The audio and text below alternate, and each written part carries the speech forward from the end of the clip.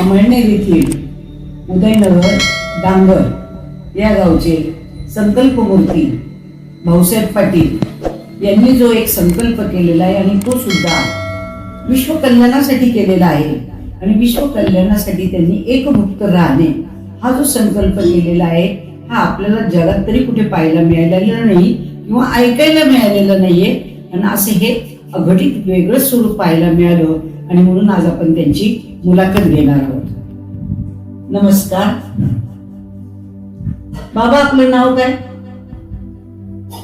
साहेब बाबा यांनी समोरचा माझं नाव बालेराव चैत्राम पाटील. भाऊसाहेब चैत्राम पाटील. बालेराव चैत्राम पाटील. आणि आपलं राहतं गाव हेच आहे का? हो, डांगर उदयनगर. उदयनगर. आता त्याला उदयनगर हे नाव दिलं गेलेलं आहे आणि पूर्वीपासून त्या गावाला डांगर नाव होतं. त्याचा तालुका आहे अमळनेर आणि जिल्हा आहे जळगाव. हा, मग तुम्ही इथे जन्माला आल्यापासून वास्तव्यात आहात का? हो, जन्माला. मग तुमचा व्यवसाय काय? शेतीचा. शेती व्यवसाय करतो. आणि तुमची मुलं वगैरे? मुलं 4 मुलं आहेत, 1 मुलगा आहे. 4 मुली आणि 1 मुलगा. आणि मुलींची लग्न झाली. तुम्ही नोकरी करत होता का शेती व्यवसाय करत होता? शेती व्यवसाय करत. शेती व्यवसाय करत होता. बरं, तुमचं काही राजकारणात काही? राजकारणात गावाचं राजकारण केलंय काही दिवस, सरपंच म्हणून, काही चेअरमन म्हणून सोसायटीचे चेअरमन राहिलो काही दिवस, काही वर्ष. राजकारणामध्ये सहभाग होता? चांगला सहभाग होता. आज आयुष्यभर राजकारणात गेलेला आहे. राजकारणात गेले. हा, आणि कसं असतं, जुन्या पिढीची जी माणसं असतात ती अनुभवी असतात नाही का?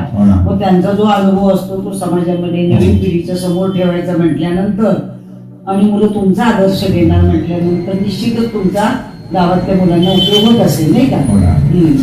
पण आता हे जे आमच्या कानावरती आलेलं आहे की तुम्ही जो संकल्प केलेला आहे, तुम्हाला संकल्पमूर्ती असं म्हटलं जातं, तर तुम्ही नेमका कशाचा संकल्प केलेला आहे?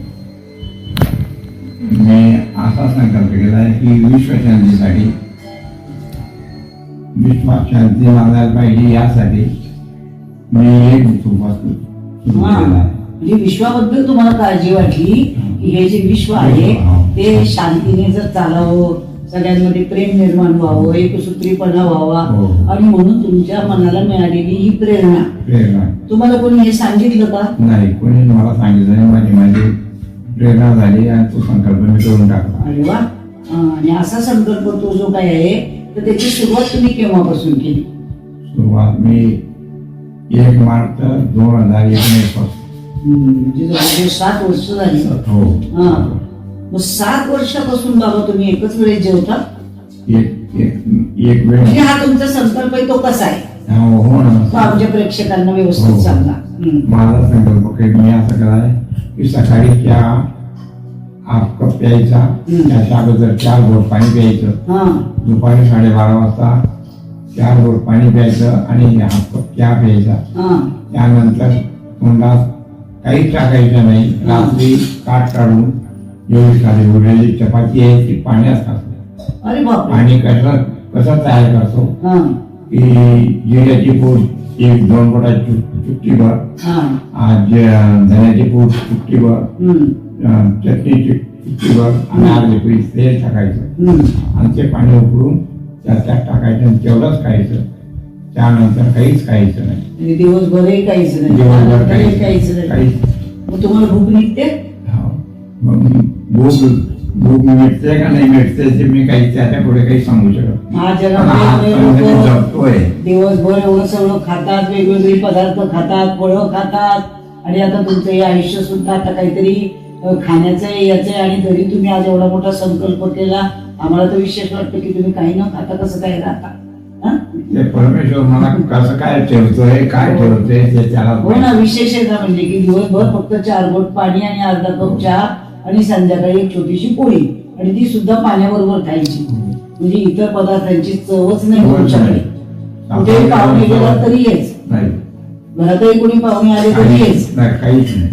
संबंध नाही आपला. पाण्याचा संबंध आहे. अरे बापरे. आणि मग त्याच्यापासून तुम्हाला समाधान मिळतं?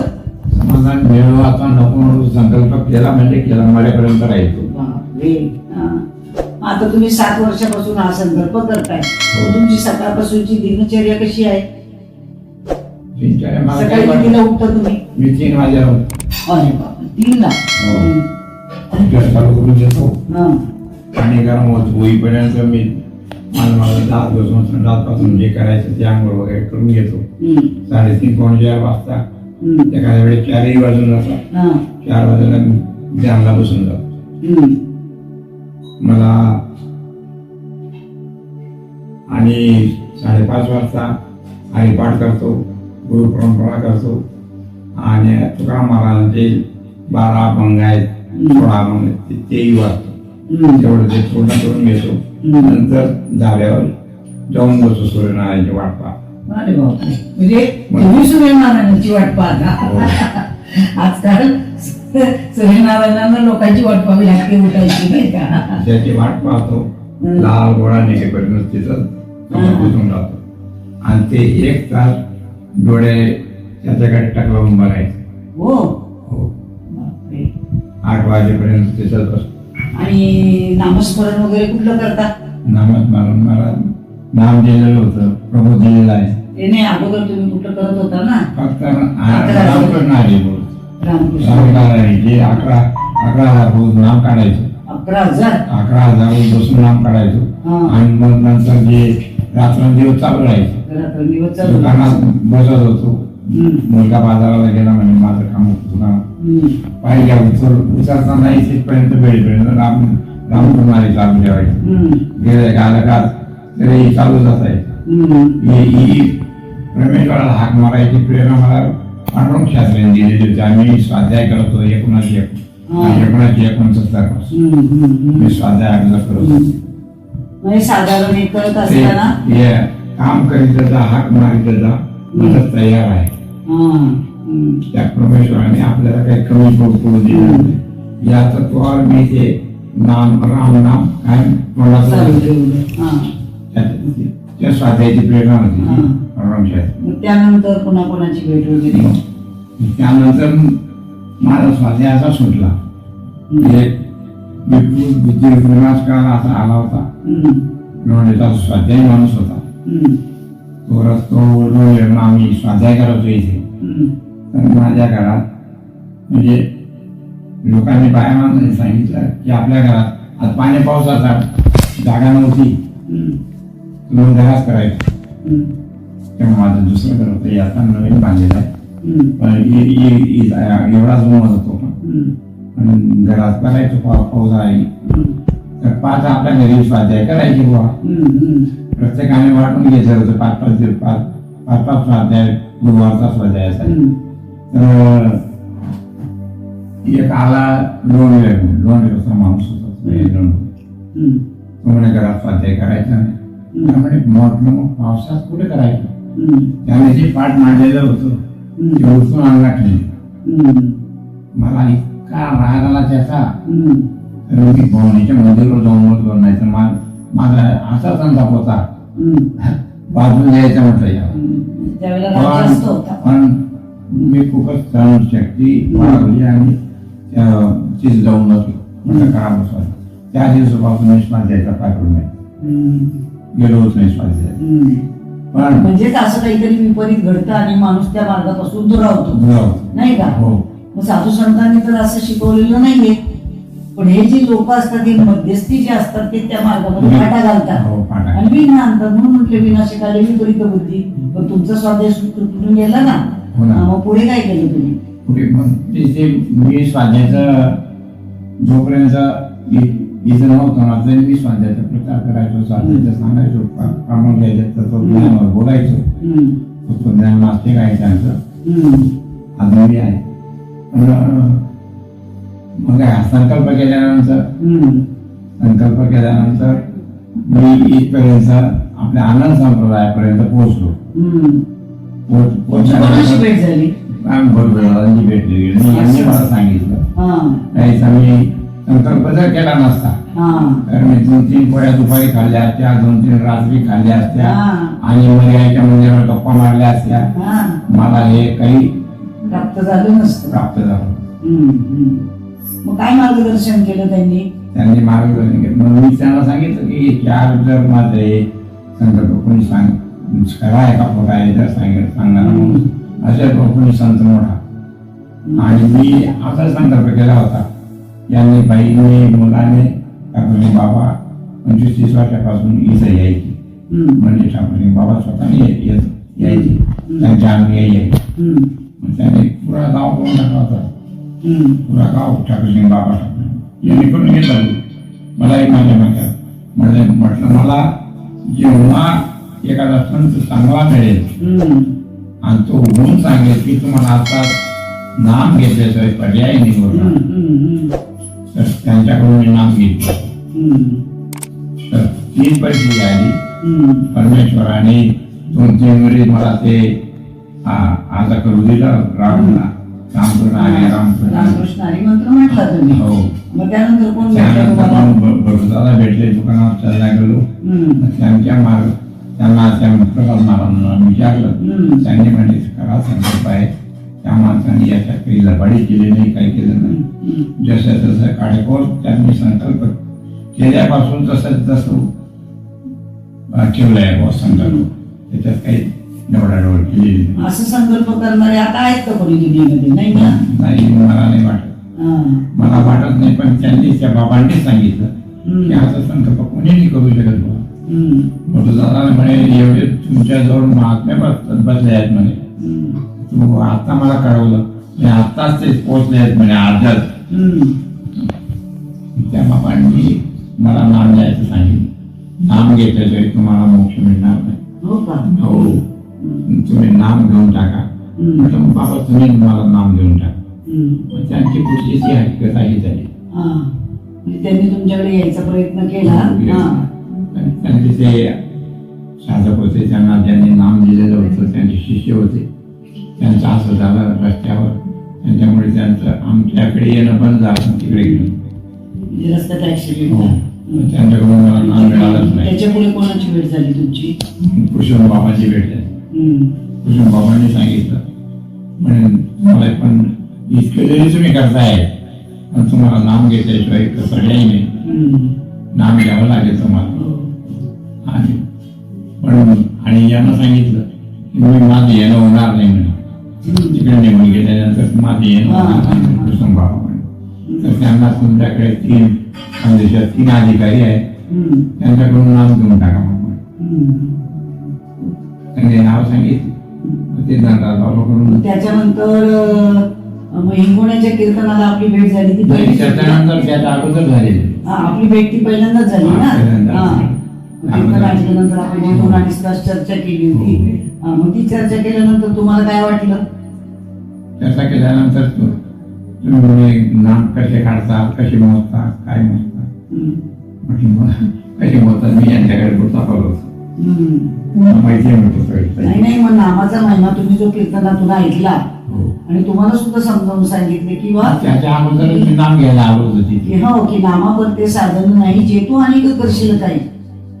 की तुम्ही हे सगळं जरी केलं तरी सुद्धा तुम्हाला जोपर्यंत तुम्ही भगवंताचं नाम घेत नाही तोपर्यंत तरणोपाय नाही.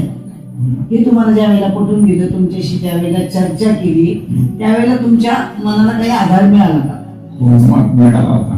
ही चर्चा झाल्यानंतर म्हणजे मनामध्ये काही परिवर्तन झालं का? मग त्याच्यानंतर तुम्ही कोणाची गाठ भेट घेतली तोपर्यंत? आम्ही मेळावा घेऊन गेलो होतो. मला इरापूरला मेळावा होता. तिथं ते म्हणे मेळावा चालता का? आम्ही तिघे जण गेलो. राजूची तिघे जण गेलो. चालू गेलो. तिथून मेळावा होता. तिथं मेळाव्यानंतर मग पालखी चालू होती फिरायची. तर ते मग तिथे रावसाहेब बाबा म्हणून आहे, त्याच्या पालखी मागे फिरत होतो. आम्ही गेलो होतो. मग यांनी पाय पडला त्यांचा, मी पाय पडायला गेलो. पाय पडल्यानंतर मग ते यांनी सांगितलं यांना नाम घ्यायचं. नाम घ्यायचं. मग ते यांना तिकडे घेऊन गेले. म्हणजे ही व्यक्ती कोण आहे म्हणे, कधीपासून हे काय करतात काय नाही त्यांना विचारलं. ते म्हणे त्यांचा माल त्यांचा माझ्या पायाला हात लागला बरोबर मला कापला चढवलं म्हणे. कोण कोण कोण कोणतरी विशेष व्यक्ती आहे म्हणे. असं त्यांनी सांगितलं मग ही गोष्ट खरी आहे. तर मग ते त्यांनी लगेच तयारी करून टाकली. मागे मागे जायला बंद केलं आणि लगेच तयारी करून तिथेच जाणार गाव बसले होते एका खोलीत एका माणसाच्या घरात. मग म्हटलं आम्ही बाबांना म्हटलं आम्ही हातपाय धुवून येतो. हातपाय धुतल्यानंतर बसू म्हटलं आम्ही आहे तिथे गेलो. मग त्याच घरात जाणार गाव बसले होते. म्हणे वरती जा तिथं टाक्या भरलेल्या आहे तिथं हातपाय धुवून या आणि तितक्या पायऱ्या चढलो आम्ही त्यांच्या. तर तिथे दंडात बसले होते. दंडात बसले होते तर पाय धुवायचं बाजूलाच राहिलं. मी पायऱ्या चढवत होतो तितक्या माझे काका होते ते वाढले असा फोन आला. म्हणजे आम्हाला मामाला सुचत झालं. यांना म्हटलं मग तुझा मामाचं सुचत झाल्या सुचक मध्ये नाव घ्यायचं चांगलं नाही वाटत मग ते कॅन्सल झालं. वरती पायऱ्या चढलो तर जनरल बाबा ऑर्डर गुंपून आले. या या या या कसा त्यांच्याजवळ मला बसून घेतलं. 5-7 झाड बसले होते त्यांना त्यांचा उद्देश चालू होता. तर त्याचं होतं मग सुचक मध्ये ते आणखी टाळलं. मग नाम द्यायचं तिथेही खंड पडलं. तिथेही खंड पडल्यानंतर मग आणखी बेड्याला गेलो होतो. बेड्याला मेळावला गेलो तिथं मंदिर बांधलेलं ते येत होतं बाबा तिथे. मग त्यांनी त्याच्या बाबांनी मला त्यांच्या जवळ बसू दिलं. हा प्रॉपर बोलून घेतलं आणि बसलो. मग तितक्या बाबा रावसाहेब बाबांना मत मला नाम जाईल. त्यांनी म्हणे आता 2 खेळाला मेळावा जायचंय असं आहे तसं आहे. तिथे रावसाहेब बाबा तिथं आला म्हणजे आडीवर लावून दिली त्यांनी की हे बाबा नाम देऊन टाकते बाबा दंडात. बाबांनी ते ओळखून घेतली त्यांची चाल. म्हणजे साहेब बाबा तुम्हाला मी नाम द्यायला घरी इथं नाही देऊ शकत म्हणे मी तुमच्या घरी येईन म्हणे. मग त्यांनी वाय ठरवून दिला आणि मग तेच दंडाल बाबा इथे आले होते. हो तेच दंडाल बाबा इथे आले होते. म्हणजे शेवटी ज्या वेळेला प्रारब्धात असतं त्याच वेळेला मिळतं हो ना. नाही का. ते लांबण्यावर 1 वर्ष लांबण्यावर. मग कारण त्यांनी म्हटले प्रारब्धाशिवाय ते मिळत नाही. जो भाग्यवान असतो त्यालाच मिळतं नाही का. ती वेळ आल्याशिवाय मिळत नाही. आणि म्हणून तुमचा जो 1 वर्षाचा कालावधी तो गेला आणि त्याच्यानंतर तुम्हाला ज्या दिवशी मिळायचं होतं त्या दिवशी ते मिळालं नाही का. मग आता त्या नामाचं चिंतन करताय तर तुम्ही काय त्याच्यापासून आनंद मिळतोय. म्हणजे जीवनाचं सार्थक झाल्यासारखं वाटतंय. लगेच देऊन टाक. हो का. आता तुम्ही जो संकल्प केलेला आहे बाबांनी यांना फोन केला ते ओरिजिनल आहे त्यांना काही प्रवृत्ती द्यायची लगेच देऊन टाका म्हणे. आता तुम्ही जो संकल्प केलेला आहे तो साधारण तुम्हाला असं कसं वाटतं शेवटच्या श्वासापर्यंत चालू ठेवायचा का. नाही शेवटच्या श्वासापर्यंत चालू ठेवायचा आहे. हो बिलकुल ठीक आहे. म्हणजे त्याच्यापासून तुम्हाला असं वेगळं काही वाटत नाहीये ना. आणि नामचिंतनाची साथ मिळाल्यामुळे आपोआप जागे चांगलं होऊन जाते ना. मी रात्री 1 वाजता झोपतो आणि 3 वाजता उठून जातो. 2च तास झोप. मला झोपण नाही रात्र झोप. मग आता तुम्हाला जर या गोष्टीचा अनुभव आलेला आहे किंवा तुम्ही संकल्प केलेला आहे आणि त्याची संकल्पपूर्ती म्हणजेच तुम्हाला अनुभव मिळालेला आहे. ही संकल्पपूर्ती आहे. बाकी वेगळं काही करायचं नाहीये. कारण मागच्या जन्मी तुमच्याकडनं जे काही अपुरं राहिलेलं होतं ते या जन्मामध्ये पूर्ण करून घेतलं भगवंताने. आणि म्हणून तो संकल्प करून घेतला. आणि तो संकल्प करत असताना साधू संतांच्या मार्गाची तुम्हाला भेट घालून दिली. म्हणून तुम्हाला सद्गुरू मिळाले.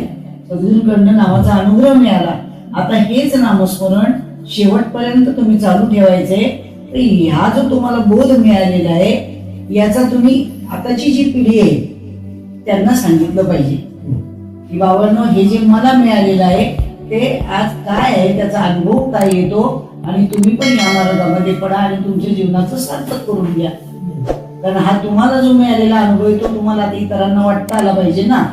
आणि आताच्या पिढीला त्या नामस्मरणाची खूप नितांत गरज आहे. कारण नामस्मरणाशिवाय माणसाला सुख आणि समाधान मिळत नाही आणि ते तुम्हाला प्राप्त झालंय, तुम्हाला त्याचा आनंद मिळतोय नाही का. आणि असाच आनंद शेवटपर्यंत तुम्ही त्याचा लुटत राहा. आणि काही जरी अडचण आली तरी आपल्या संप्रदायामध्ये अनेक महात्मे आहेत, कोणालाही विचारायचं, परंतु तुमचं जे आयुष्य आहे ते सार्थकी लागलं असं तुम्ही समजून घ्या. आणि नामस्मरण शेवटपर्यंत चालू ठेवा, याच्यामध्ये कुठल्याही प्रकारची तुम्हाला अडचण येणार नाही. आणि त्यानिमित्ताने तुम्ही आम्हाला तुमच्या घरी बोलवलं, जेवणाची जे काय ते काय साधू संतांचं आदरातिथ्य केलं. आणि असं जे जीवनामध्ये तुम्हाला मार्गदर्शन आहे ते संतांकडनं मिळो आणि तुम्हाला मिळालेले ते इतरांना द्यावं, हीच सदिच्छा व्यक्त करून आज आपली जी मुलाखत झाली आहे त्याला पूर्ण विराम देते. जय